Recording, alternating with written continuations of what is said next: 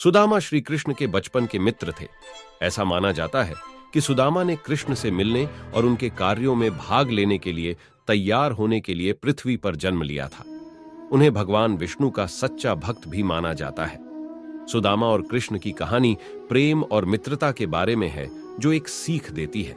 सुदामा का जन्म एक निम्न आय वाले परिवार में हुआ था। दूसरी ओर कृष्णाशाही पृष्ठभूमि से थे। हालांकि उनकी स्थिति के बीच का अंतर उनकी सच्ची दोस्ती या बंधन में बाधा नहीं बना। सुदामा और कृष्ण दोनों अविभाज्य थे। आज तक उनकी एकता ग्रह के आगे सच्ची मित्रता का एक उदाहरण है। अक्सर फ्रेंडशिप डे के शुभ अवसर पर उन्हें याद किया जाता है। एक साथ पढ़ाई खत्म करने के बाद कई सालों तक संपर्क टूटने के बाद भी उन्होंने दोबारा मिलने की उम्मीद नहीं छोड़ी। सुदामा के दिल और आत्मा में हमेशा भगवान कृष्ण थे और वे तब तक उनके बारे में सोचते रहे जब तक वे दोबारा नहीं मिले। जब सुदामा कई वर्षों के बाद कृष्ण से मिले तो वह पूरी घटना अविस्मरणीय और मार्मिक है। आज भी जब हम उस वक्त को याद करते हैं तो उन दोनों की दोस्ती, एक दूसरे के लिए जो प्यार था, उसके बारे में सोचकर हमारी आंखों में आंसू आ जाते हैं। भगवान कृष्ण और सुदामा बचपन के मित्र और गुरुकुल में सहपाठी थे और उन्होंने गुरु सांदीपनी के मार्गदर्शन में अध्ययन किया था।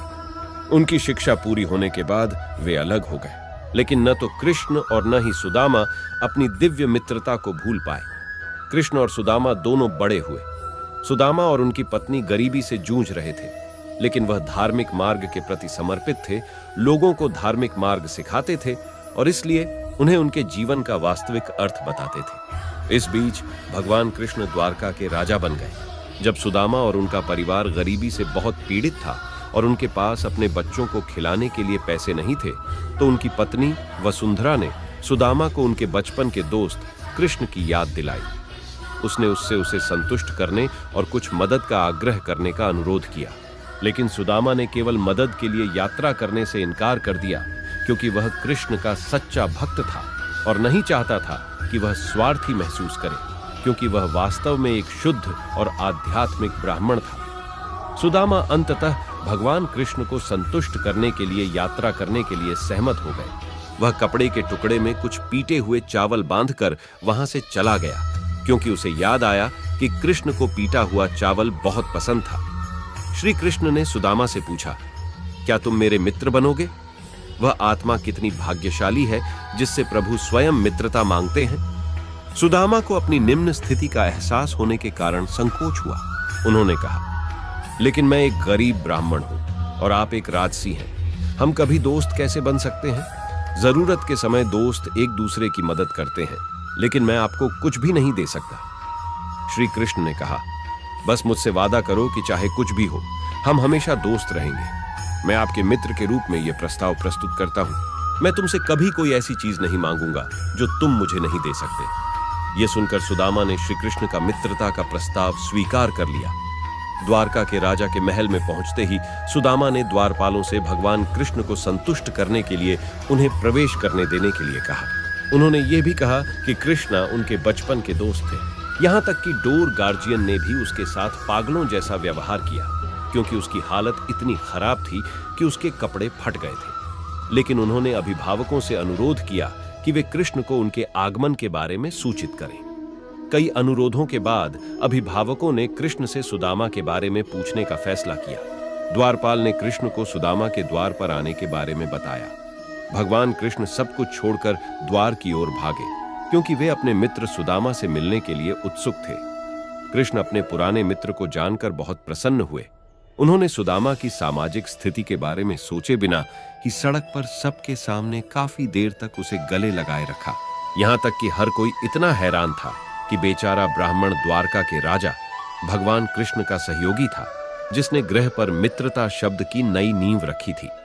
सुदामा वहां से वापस जाना चाहता था, क्योंकि वह नहीं चाहता था कि उसके कारण कृष्ण का जनता के सामने अपमान हो। फिर भी कृष्ण ने उन्हें रोका और अपने रक्षकों से सुदामा का अपने महल में स्वागत करने को कहा। कृष्ण ने सुदामा का बड़े प्रेम से पुष्प वर्षा कर स्वागत किया। उन्होंने सुदामा को ईश्वरीय उपचार देने के लिए अपने हाथों से सुदामा के पैर धोए। कृष्ण ने अपनी दासियों से कहा कि वे सुदामा के सभी फटे हुए कपड़ों को उतार दें और उन्हें शाही कपड़ों में बदल दें, ताकि उन्हें अधिक आराम महसूस हो। और सुदामा अपने मित्र कृष्ण द्वारा इस तरह के अप्रत्याशित शाही व्यवहार को देखकर रो रहे थे।